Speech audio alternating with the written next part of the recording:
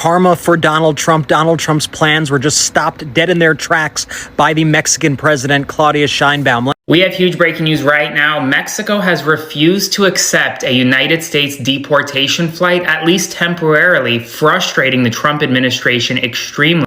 So Mexico is telling Trump, no, we will not accept your deportation flights. Breaking news. Mexico refuses to accept Donald Trump's deportation flights. What's up, everybody? Welcome back to the channel. Today we are diving into a dramatic moment that shook US-Mexico relations. Imagine this, a US deportation flight loaded with individuals set to be returned to Mexico suddenly blocked. Why? Mexico said no. Not today. But here's the twist. It wasn't outright defiance. It all came down to confusion over paperwork tied to the Department of Defense flight manifest. While flights to Guatemala went ahead without a hitch, this one that was going to Mexico had some difficulties. And not mechanical difficulties, but because the president of Mexico refused for this flight to land in Mexico. What does this tell us about the power dynamics in deportation policies? Can a country like the United States of America simply send people wherever they want? And is this a glimpse into the unintended consequences of Trump's aggressive immigration crackdown? I want us to watch these videos together, guys, and we'll come back to it. Every clip and every stitch that you're seeing on our today's episode, credit belongs to the original creators of these videos. If you're coming across this channel for the first time, my good name is Gracey D. Kindly consider subscribing to this channel. So let's watch these videos together and we'll come back with more commentary. Leave your thoughts on the comment section and remember to be respectful. Respect each and every other person on the comment section. So let's watch and we'll come back. Karma for Donald Trump. Donald Trump's plans were just stopped dead in their tracks by the Mexican president, Claudia Sheinbaum. Let me explain. Donald Trump, on his social media accounts and on the official White House social media accounts, has been bragging about using U.S. military planes to send immigrants back to Mexico. Well, following all of Donald Trump's threats to the Mexican government, Mexican President Claudia Sheinbaum decided, no way, not gonna happen. Mexico on Thursday denied Donald Trump's attempt to send a U.S. military jet into the country. U.S. Defense Department officials and one other person familiar with what happened have confirmed this to be true. Planes were two Air Force C-17 jets that were bound for Guatemala. Each plane was carrying about 80 deportees. This, of course, all comes as tensions are rising between Mexico and the United States due to Donald Trump's threats towards Mexico. Mexico had become a reliable ally, especially during the Biden administration, helping the U.S. with things such as this. But that's all changed now that Donald Trump has taken a threatening posture towards the country. This is yet another example of how Donald Trump's threats against our allies are putting America last. My name's Brett here with Midas Touch. Remember to follow us for more updates. So Mexico is telling Trump, no, we will not accept your deportation flights. Apparently on Thursday, two Guatemala-bound Air Force C-17s took off with 80 passengers apiece on it. Then a third flight was supposed to be taking off bound for Mexico, but it never left because Mexico said that they would not accept it.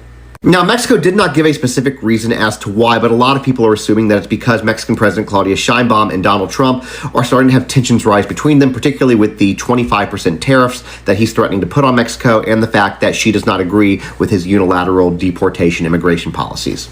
But here's what we know. Flying deportees into a foreign country requires that country's consent, and Mexico said, no, we do not consent. Now, both the Mexican government and the White House were reached out to for comment. Neither one of them responded to comment, but it's definitely something that we need to watch because this could cause tensions between U.S. and Mexico relations to rise, and that wouldn't necessarily be a good thing given that they are one of our biggest trade partners. Anyways, as always, drop your thoughts in the comments about this. Make sure to hit that follow button, and if you don't already, go up there and follow me on IG and YT. Breaking news. Mexico refuses to accept Donald Trump's deportation flights.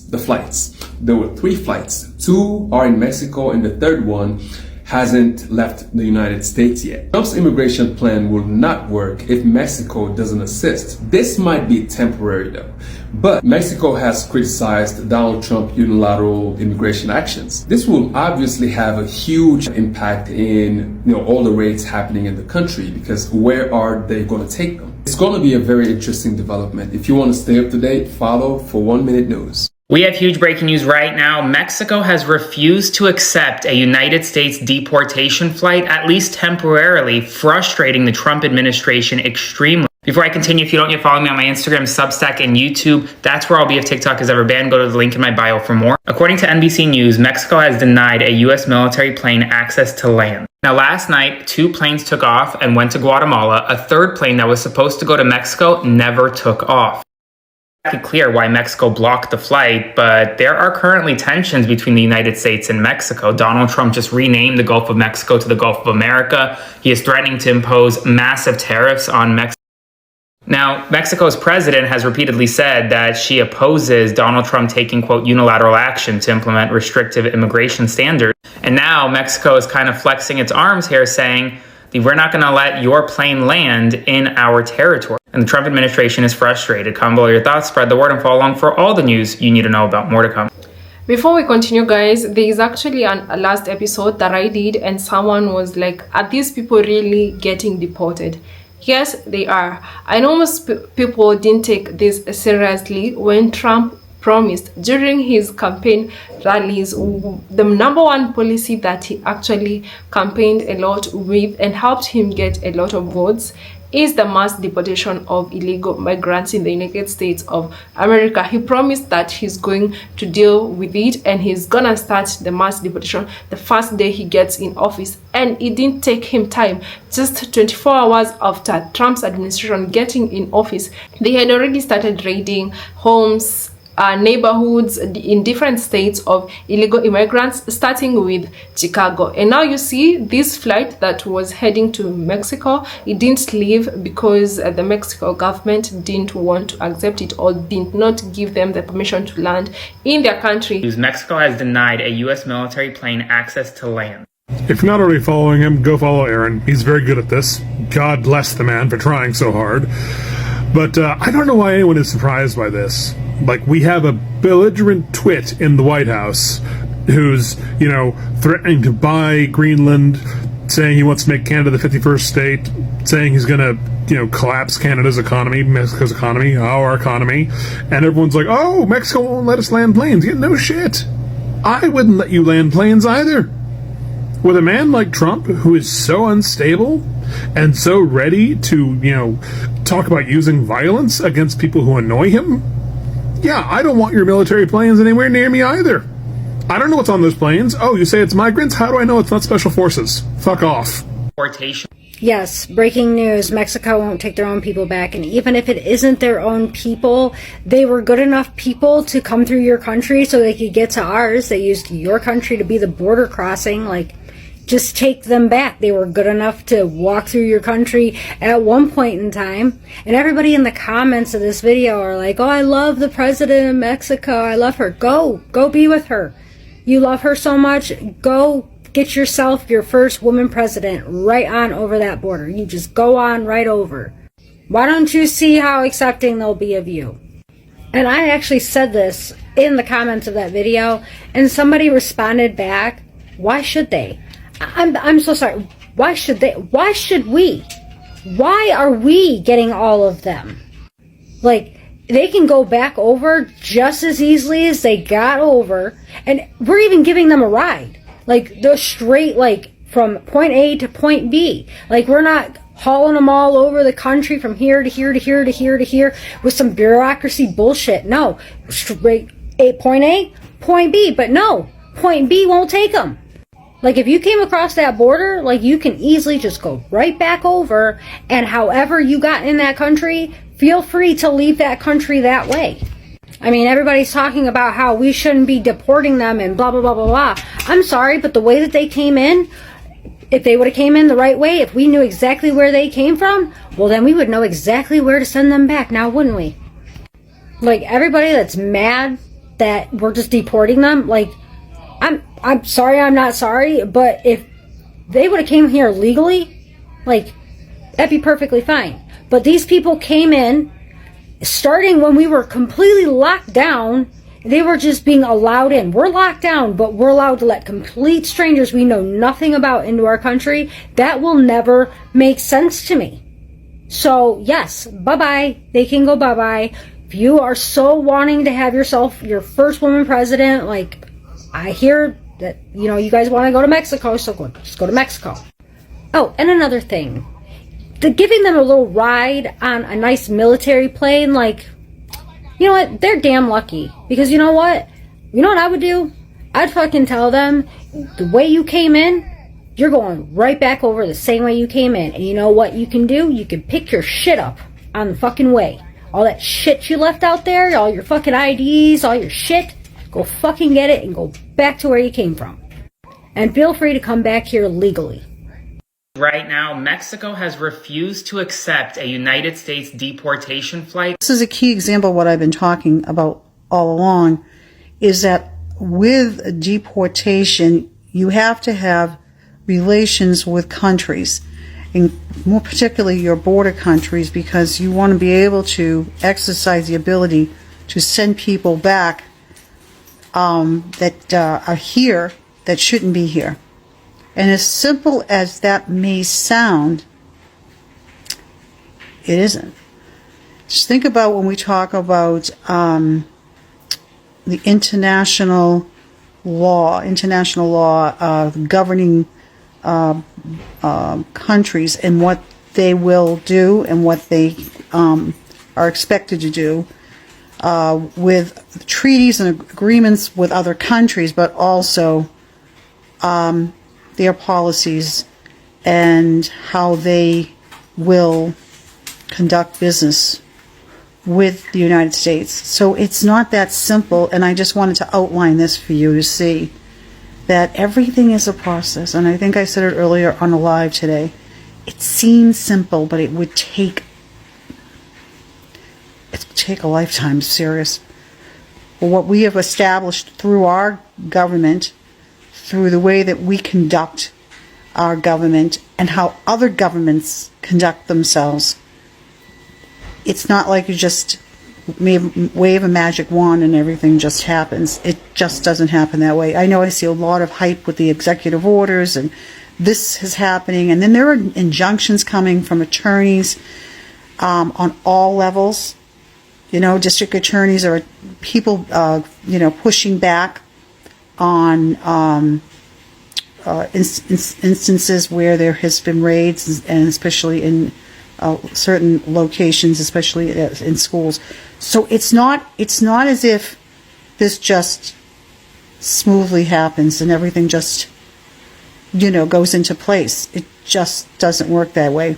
My opinion would to be building my relationships with countries in which you plan to, deport people to, knowing that there is a quota, because they have quotas too. You know how we always have quotas of who comes in this country? You say we take everybody. That's not true.